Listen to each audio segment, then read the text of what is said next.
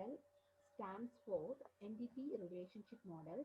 It is a high-level data model. This model is used to define the data elements and the relationship for a specified system. It develops a conceptual design for the database. It also develops a very simple and easy to design view of data. In ER modeling, the database structure is portrayed as a diagram called an entity relationship diagram.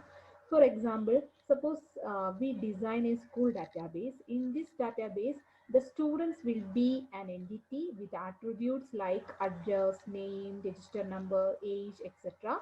The address, again, the attribute address can be another entity with attributes like city, street name, pin code, etc. And there will be a relationship between these attributes and entities. So this is an example for the entity relationship model. Here you can see that factory is there, car is there, customer is there. These three are the entities here. The diagram shows car purchasing model, and it involves the relationship between the factory, car and the customer. Here we can see clearly that factory produces car and a customer purchase the car. So here the entities are factory, car and customer, and the relationship are produced and purchased by.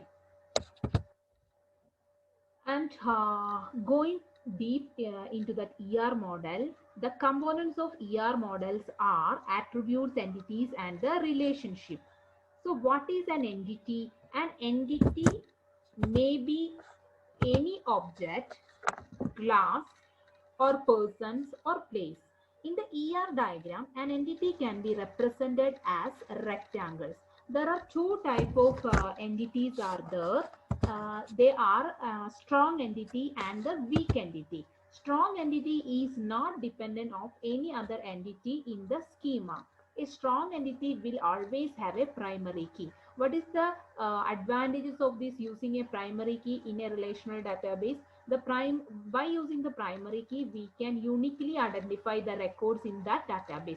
So here the strong entity has a primary key, so it is we can uniquely identify any record in that relation in that DBMS or database.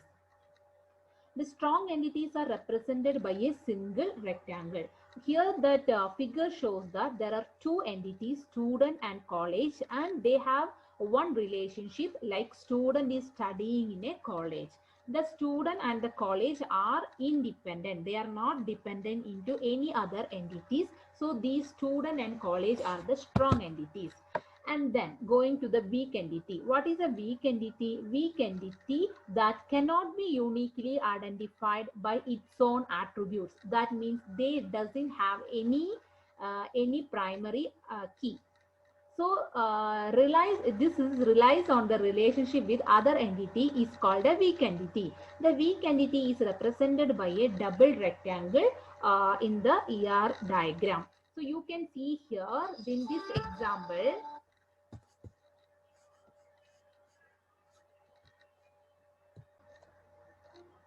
So here in this example, the bank account is linked with the bank.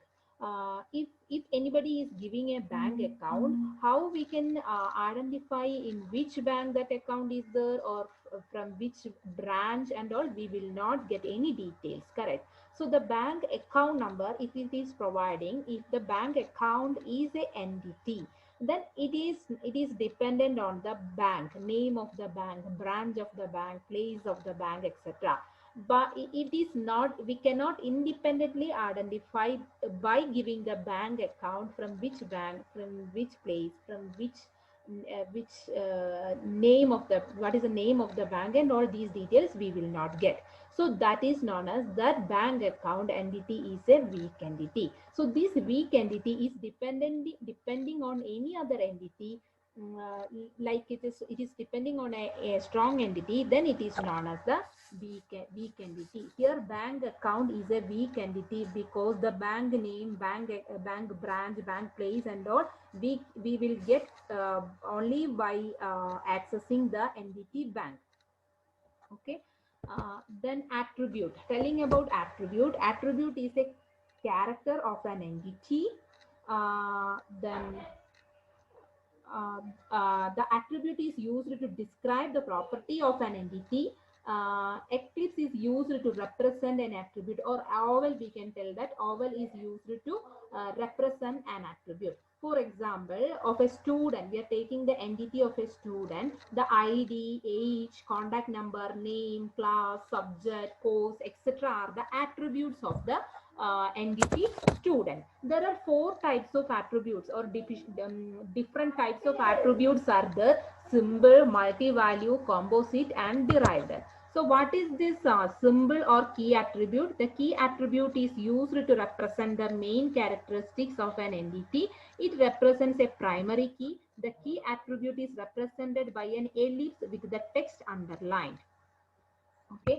Then multi-valued attribute. An attribute can have more than one value. These attributes are known as multi-valued attribute. The double oval is used to represent the multi-valued attribute. For example, a student can have more than one phone number.